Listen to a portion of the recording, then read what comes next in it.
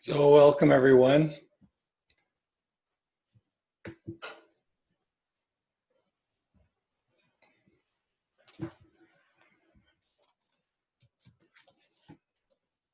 Welcome to our fifth Zoom online session. That's how long we've been in self, or at least physical distancing. And for some of us, perhaps even quarantine, given the current events. So we're continuing to explore the 7 factors of awakening. We started with mindfulness 2 weeks ago, which is the first factor. And in last week, we kind of built on it a little more, looking at the notion of letting go or letting be, and how it kind of sets the foundation for our mindfulness practice and allows for our to see what's there. Because we're really letting go of that kind of getting tied up or entangled with what's arising, and really just letting things be as they arise.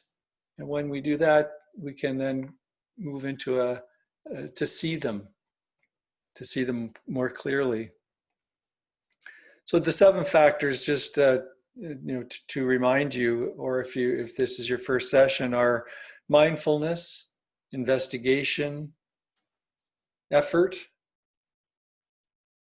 happiness or joy, tranquility, concentration, and equanimity. So we will be going through all of these as we progress through these teachings. So today we're going to explore this factor called investigation. I guess I can say it's one of my favorites. Perhaps it's the way my mind is inclined. But also I think it's the emphasis that the Buddha put on it himself in his teachings. I don't know if some of you may be familiar with the questions of King Milinda. It's quite an interesting series of questions because King Milinda is a very sharp mind, and people would debate with him, and he was quite difficult, quite a hard person to debate with because of his keen mind. So he asked the question, by how many of the factors does one awaken? By how many of the factors does one awaken? And the answer was just one. It is the factor of investigation that leads to wisdom and awakening. So that's pointing to the key necessity of this factor in all our practice. So of course it's supported by all the other factors. Without mindfulness, if you're not aware what's going on and you're just being kind of thrown around by what's your experience is, or in a sense on autopilot, then it's impossible to investigate, to see the nature of what's arising. So it's supported by the other factors, but it is the key factor for wisdom and therefore for awakening. The Buddha defines investigation, and the Pali word is Dhammavakaya. Dhammavakaya.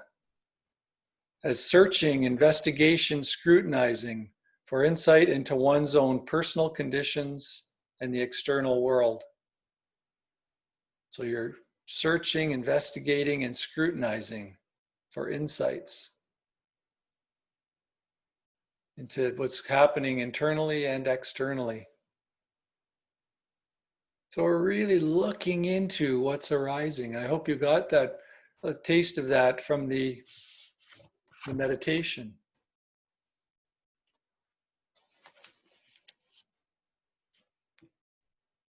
In the meditation, I introduced the notion of noting, where you note with a light touch what's arising in your experience, thinking, planning, worrying, perhaps a particular story that's arising again and again, or breathing in, breathing out. Just putting that light touch of a note. It's called noting, but this, I guess, a label is another word on the experience. And it allows you to contact it and then stay with it a little bit, and perhaps slow down the rate at which new objects arise into your awareness, and therefore gives you a chance to look at it and understand it, to deeply see it.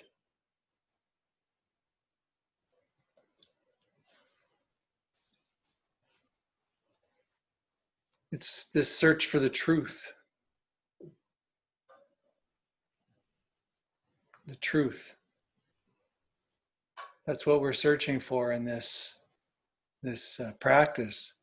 As Krishnamurti said, it is the truth that liberates, not your efforts to be free. It is the truth that liberates, not your efforts to be free. That one sentence is loaded with with content at so many levels, but it's this notion of investigation to uncover, discover, unravel the truth.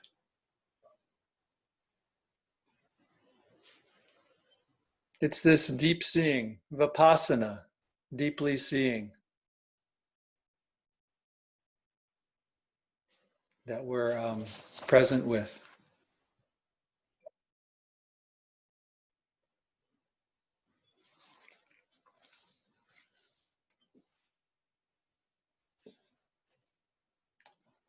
So we're not trying to come to some intellectual conclusion in investigation. That word might conjure up a notion of analysis and a cognitive kind of intellectual exploration, but it's not that. It's more like a curiosity to see particular aspects and elements of your experience, of your direct experience. As Joseph Goldstein says, it's discovering what's what. Discovering what's what. So seeing the whole picture. What's what? Sayadaw Tanjaniya, who I often speak about, a Burmese practitioner and monk, said, "Wisdom never believes, wisdom investigates." And this is another important aspect of this practice, is the Buddha never asked us to believe anything on blind faith. It was always about investigating and seeing for yourself based on your direct experience.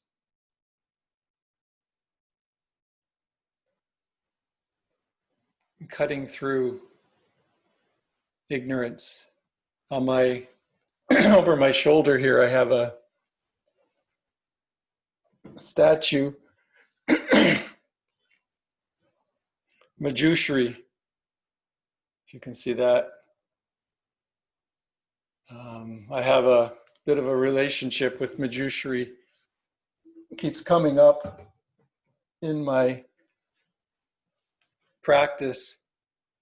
And Manjushri is holding a flaming sword in one hand that is symbolizing cutting through delusion, ignorance, duality.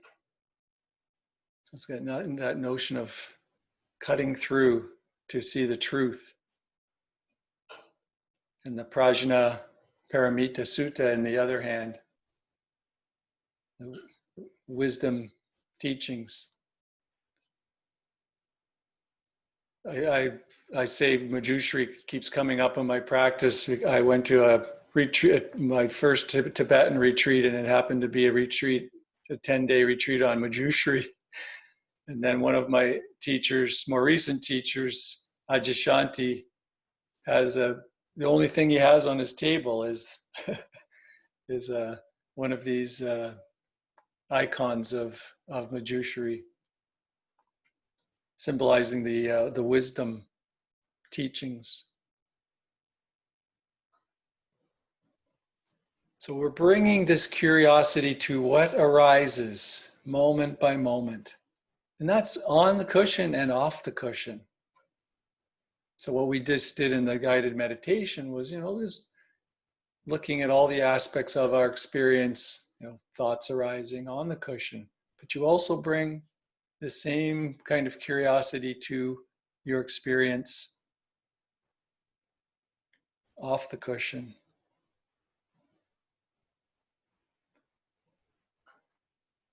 So mindfulness isn't enough.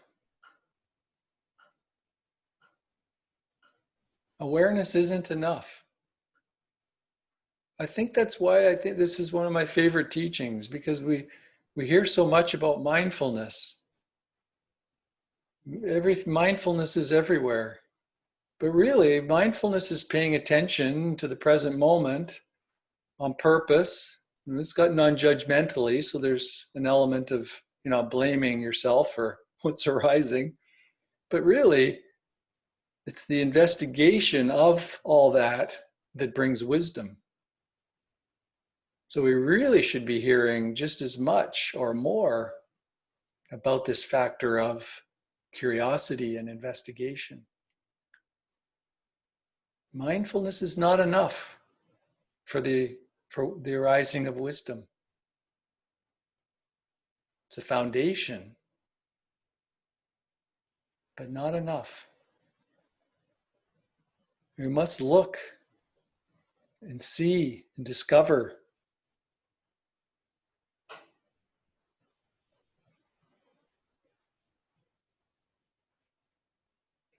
See the truth. We kind of go through a process with this too, with the way we relate to the teachings. We hear the teachings, right? So you're using the cognitive mind right now, right? Because you're hearing these teachings and you're kind of going, yeah, okay, that makes sense, or that doesn't make sense. Perhaps questions arising. So the cognitive mind is reflecting on what I'm saying, and you're getting kind of a basis for what this means and how this might be part of your practice. So it's that's kind of the first stage I look at is, you're to use this tool, the mind, that can analyze and figure things out. So you do that. That's kind of the first phase. But then you take this and you apply it to your direct experience. That's really the investigation for wisdom. You look and see what's true in your direct experience. Then, of course, insights and knowing, understanding arise based on that. And then, of course, you move. That's the third stage is you move to then integrate those insights and understandings into your daily life. So I could say insights are not enough in many ways if they're not integrated into your life and shift the way you behave and the way you see reality. Then you might find you're having the same insight over and over again. And I've had this experience in my practice where I have the same insight. And I think that's enough. I've had the insight, and then I just kind of let it go. And then I didn't integrate it into my life. So then it had to be sort of understood or re-known in order to then be applied and integrated. So there's those three kind of phasing, understanding intellectually, seeing if it's true in your direct experience, which is insight, and then integrating that into your everyday life. So what do I mean when I say bring curiosity to what's arising moment by moment? Like, how do you actually do that? Right? So you're mindful, you see what's arising moment by moment. What's it look like concretely? I try to bring that concrete aspect into the teachings that I offer you so that they can be applied. How many people have done an MBSR course or some kind of mindfulness-based course where you do what's called inquiry? So some of us have. So inquiry, where the teacher says, so what came up for you during that meditation we just did? Right? Or words to that effect. What came up for you in that meditation that we just did? And then the student describes something that came up. Then the instructor would ask another question. And all they're doing is bringing curiosity to it. How did that feel? Were there any thoughts associated with that? Did it change or shift in any way? So there, you can see how they're sort of guiding you through a process of investigating your experience. And they're really looking at, as we did in the guided meditation, dukkha, anicca, and anatta, how suffering arises or not, the impermanent or ever-changing nature of what arises, and the selfless nature of whatever arises. So it tends to be how we, as a kind of a baseline frame, you can look at how you bring curiosity to your experience, to what's arising.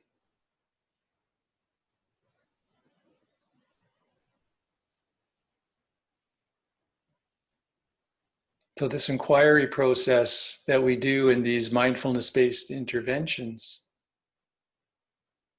we can bring the same kind of inquiry process to our practice.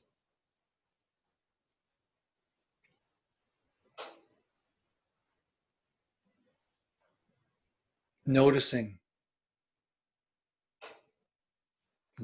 how you perhaps create suffering without any judgment or blame. It's just that noticing. Okay, this happened. Then a feeling tone arose based on the experience, and then a thought train a story fed into it, and it got bigger. And then I felt contraction in the body. This is what suffering and the creation of suffering looks like. And then the next time, the same type or the same exact experience may occur. You may go, oh, there it is. Oh, here comes that thought train again. I know what this looks like. This is what the cessation of suffering looks like, because I've just seen it. I've seen it. As soon as you see it, you're not caught up in it anymore. You're just seeing it as opposed to believing it and being caught up in it. As soon as you see it, oh, that's what this. Now you can see, bring curiosity to the cessation of suffering and dwell in that. And it's the same with impermanence. You can notice impermanence at the very gross level. In fact, most people would agree that things change at that gross level. You notice your body changing, your car changes, everything kind of shifts.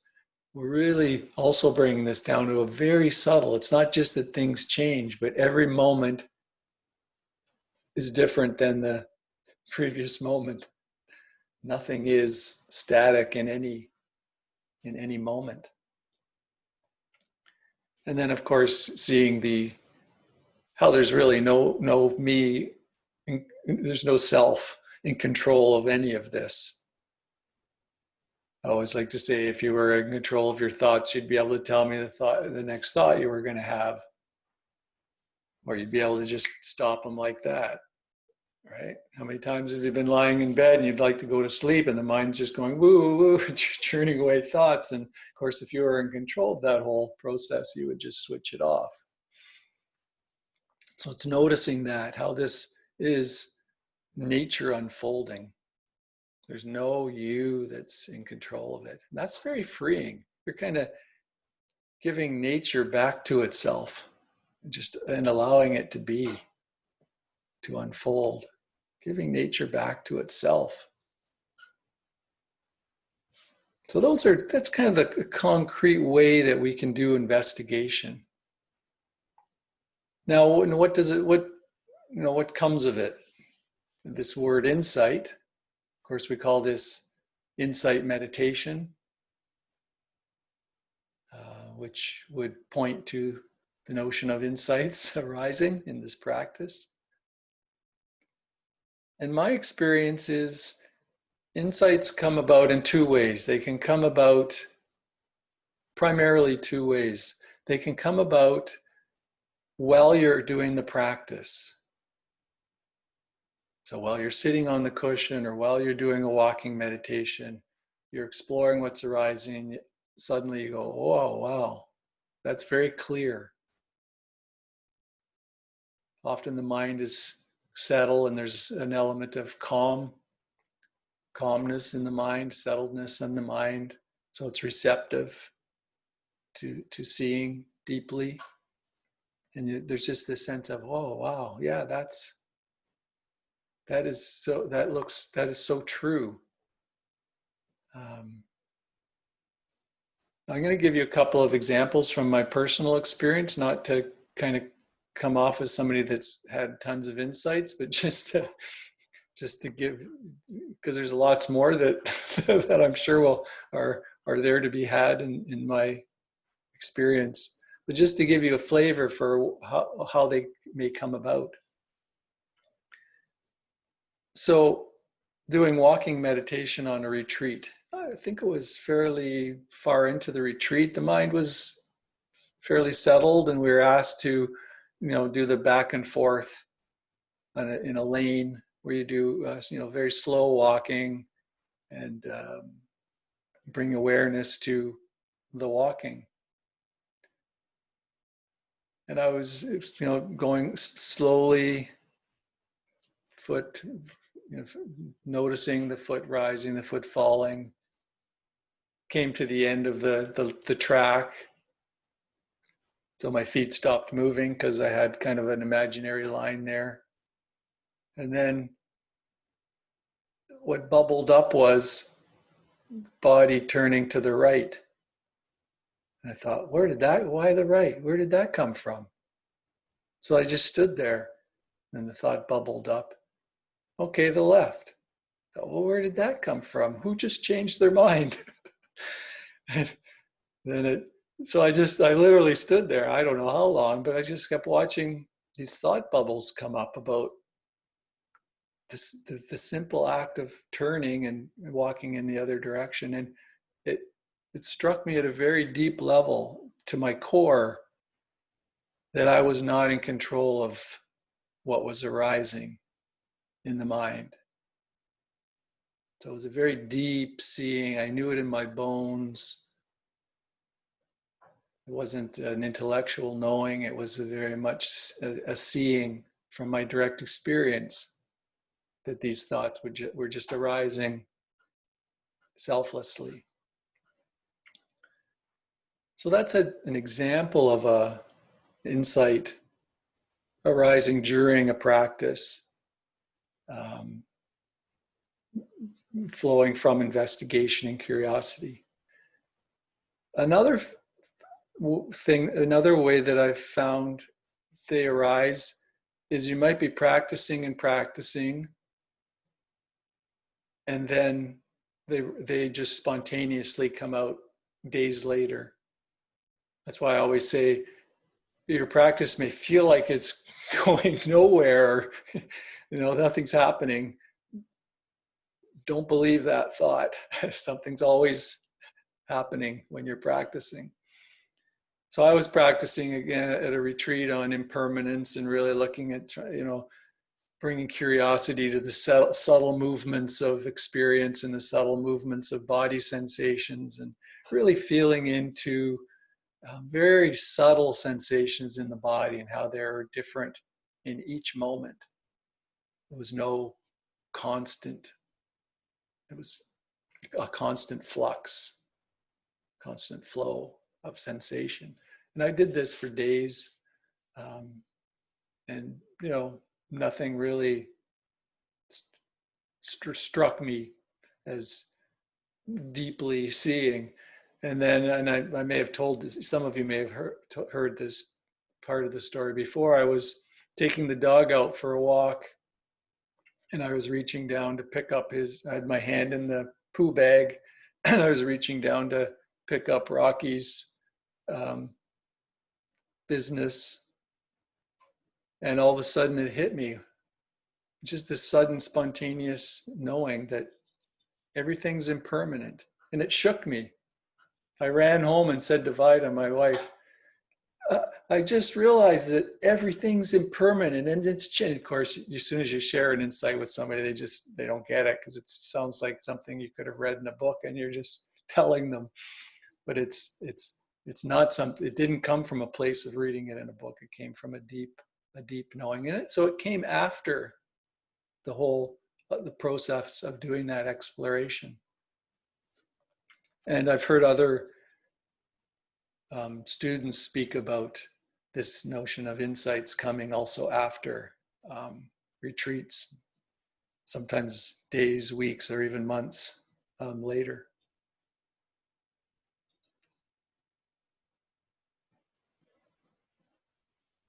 So those are the two ways they come on and off the cushion, during practice or after practice. So in other words, anytime. And it's this continuity of practice, this continuity of mindfulness, and then continuity of bringing curiosity to what arises within awareness that allows this deep seeing to reveal itself. Here's a quote from Ajahn Chah.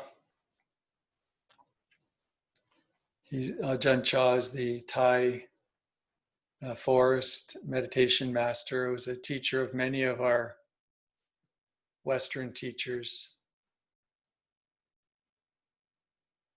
Ajahn Sumedho, for example. Ajahn Viradhamma, who's a local monk out in Perth. Very pithy quotes that he has, very direct statements.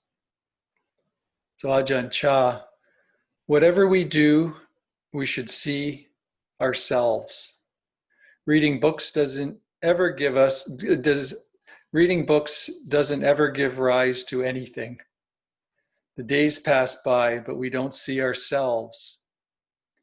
Knowing about practice is practicing in order to know. I like that last. Knowing about practice is practicing in order to know. So a book can be helpful because it gives you knowing about how to practice, but it's the practice where the knowing comes from. It's the practice where the knowing comes from. So if you want to know truth, practice meditation, investigation with wise effort. And the books just give you, I've just given you enough knowing in terms of investigation and mindfulness in the last 3 sessions that you could practice for the next year. You could stop coming to this group and just practice you have enough there to really, um, enough knowing about practice that you can now practice in order to know. I used to read a lot of books. I still do, I guess, but not near what I used to read. I gave away hundreds of Dharma books. I was just like a sponge. If somebody told me about a new book about the Dharma, about meditation, mindfulness, I had to read it. And finally, a teacher said, "Oh, it's part of your personality, what's arisen in terms of causes and conditions and genetics. So it's not a problem, but I invite you to explore. For every hour that you read, you practice for an hour." That was an interesting invitation. That was going to be a lot of practice. So it really struck me as, bringing that element. Now I would say, practice much, much more than you read. That was actually a gentle invitation on his part. So knowing about practices is practicing in order to know.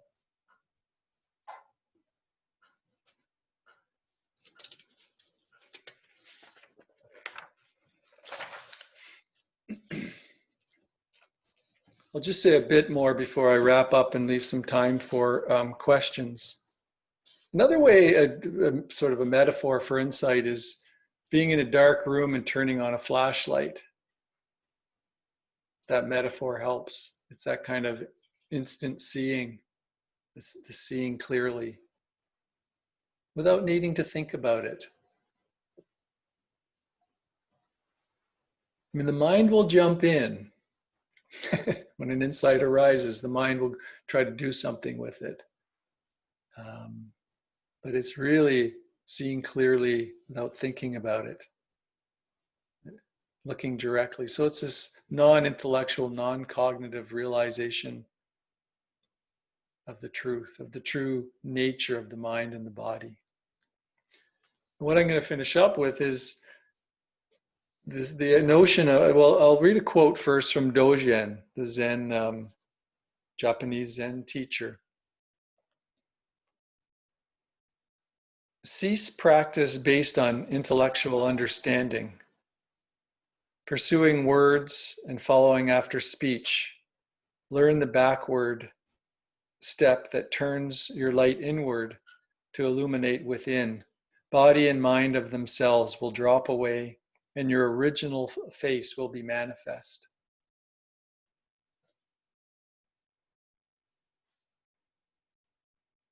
Turn the light inward to illuminate within. Body and mind of themselves will drop away, and your original face will be manifest. Original face is referring to the selfless emptiness, truth of our being. It's that Zen koan. If you've ever heard of Zen koans, it's these little statements that a teacher will give a Zen student to sit with, and one is, show me your original face, the face you had before your parents were born. And the student is asked to go off and meditate on that. And they come back, and they usually have some complex description of what their face might have been before their parents were born, and they're usually trapped in time and so on, in the notion of time and space. And the idea is to cut through all the words and get this kind of intuitive, direct understanding of the self. And usually it's meant to bring us to our wits' end of using words and concepts. So you'll go into the teacher and explain it all using words and concepts, and they'll go, no, not it. Go back again, meditate some more on your original face before your parents were born. And you'll come back with more words and concepts. No, that's not it. Go practice. And then basically you run out of words and concepts and just come to some basic intuitive, direct understanding. So Zen koans are very much inviting this investigation in a very unique way. So that's another thing you can play around with if that interests you, is Zen koans.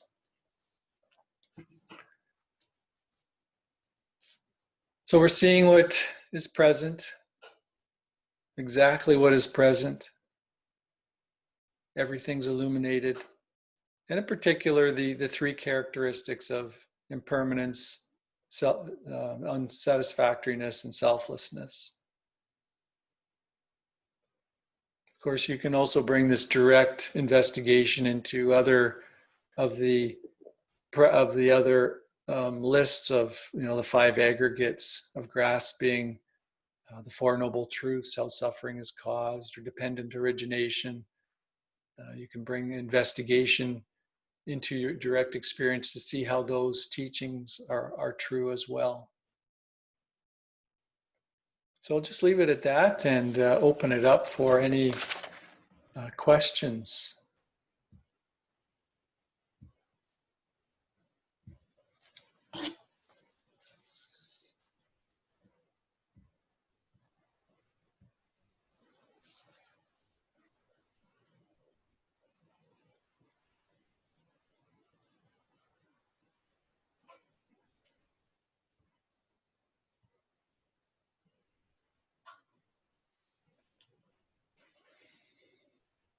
Oh, I got to unmute you just a second. Yeah, it's hard to ask a question if you're muted. So you There we mentioned. go. Okay, I unmuted, so please, you can start now. Can you hear me? Who is that? Anita? Can you hear? Okay, Anita, yeah. Yeah. So when you talked about reading and sort of intellectual part of it, I find that though I don't read a lot, I do sometimes write things down to help myself grasp what I'm hearing. So it seems to be, that's certainly not the root of it, but especially early on when these things are new, and I find I'm really trying to get my head around what it is, or like, I don't know, just some degree of reading and reflecting.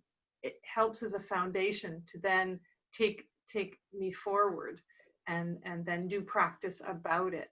So there seems to be, from my experience so far, there seems to be a bit of a balance there, not none of one and all of the other.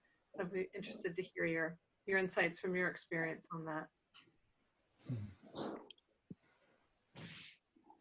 Yeah, definitely. Yeah, that sounds wonderful. It's just, knowing how to practice in order to practice in order to know. So you learn, you kind of get that intellectual knowing about and reflecting, because if you're writing down things down, and so you're bringing curiosity, and then oh, this is what I noticed, and this is how I noticed it, and it's a process. But then there's also the recognition that the fruits of the practice arise out of practice. Yeah, as you said. Yeah. Got to start somewhere. Yeah. Thank you.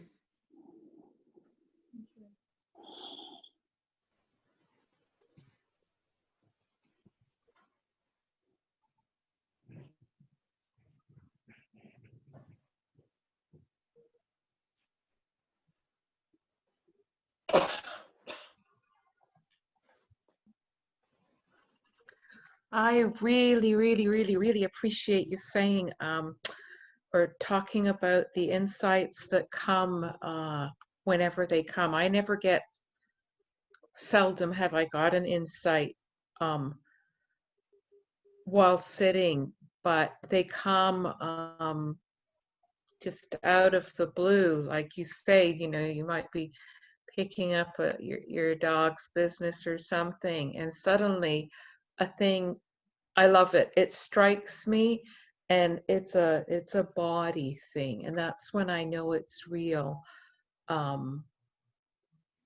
So I'm very grateful for you that you brought attention to that. So thank you.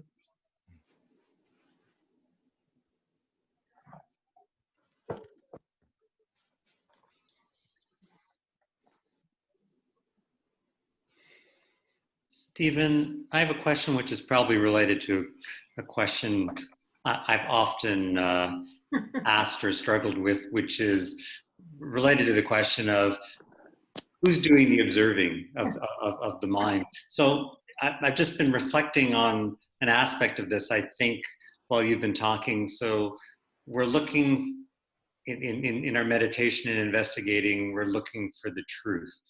And there's sort of a knowing of the truth. And I'm just wondering, in different threads of Buddhism, is there sort of an idea of where that knowing is located? I mean, you were talking about not looking at it from a cognitive point of view, an intellectual point of view. When I just settle in, it does feel like there is just this knowing of some insight, some truth.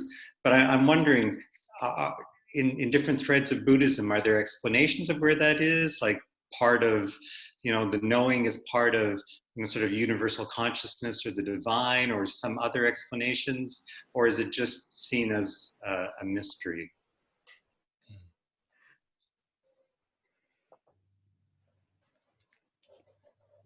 Yeah, so there would be some differences between traditions on how consciousness with a big C, the absolute, the ultimate, is understood. But it doesn't mean that there isn't some congruence between them as well. So you might talk about in Tibetan Buddhism, a Buddha nature knowing, and the notion of an ultimate self or Buddha nature. Whereas you wouldn't get that in Zen. Zen, they're just trying to clear the decks, right? They're just getting you completely out of a sense of self that's there to know anything. Self that's, you're just trying to get beyond all concepts of what truth is. So they're trying to get you to drop any conceptions of what you might think truth is. To go beyond the mind, because the mind cannot understand itself, the true nature of itself. So you really have to go beyond mind in that sense. So yeah, there'd be subtle differences, but we are letting go of the sense that there's a self that's going to get this. I mean, you can really start to look at that in your practice.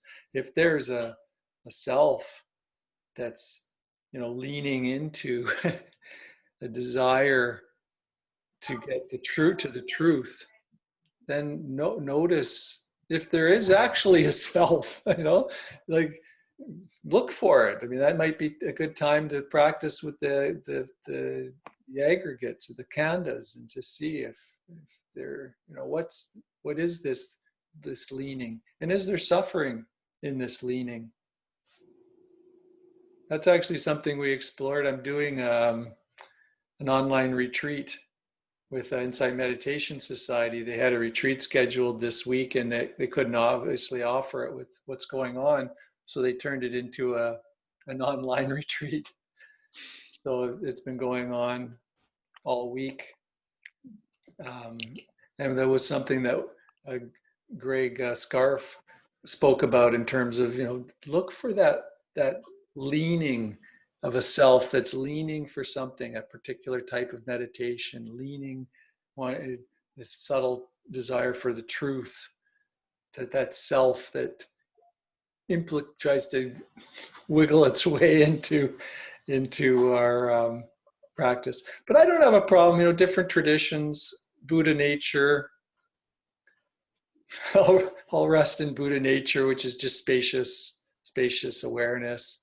Or I'm fine with, and if you read One Dharma, I've brought this book up before. Joseph Goldstein goes directly into that question of some of the different ways that the different traditions come at this practice. So that might be another. I'm recommending a book in a session that tells you, this all comes from. But again, I don't discount books, right? I just read too many books relative to the amount I practiced. So I didn't have the balance that Anita was talking about. I was like this, way more on the book side. So not that's, I've let go of that, but I was in that place for many years.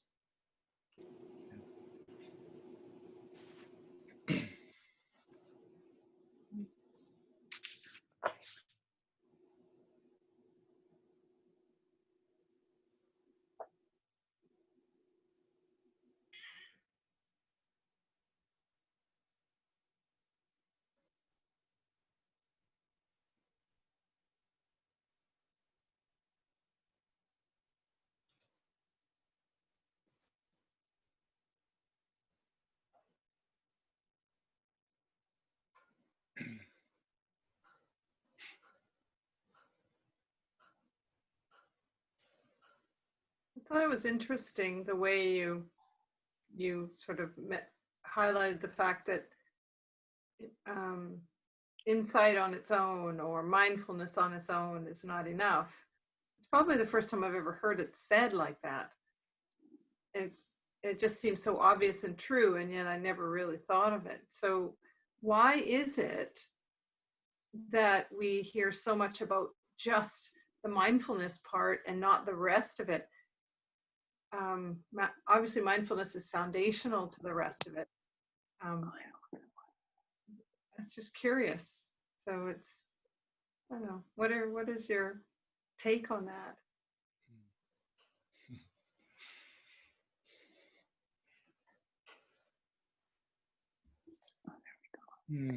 All kinds of thoughts about how this practice is in some ways has been co-opted or brought into so many different realms in ways that aren't true to its roots came to mind, but I don't know that would be a helpful answer. So they tend to just you'll be more focused if you're mindful, and you'll therefore be more productive, or they've kind of taken these aspects of not being scattered, a scattered brain, or being kind of, and that then made that the focus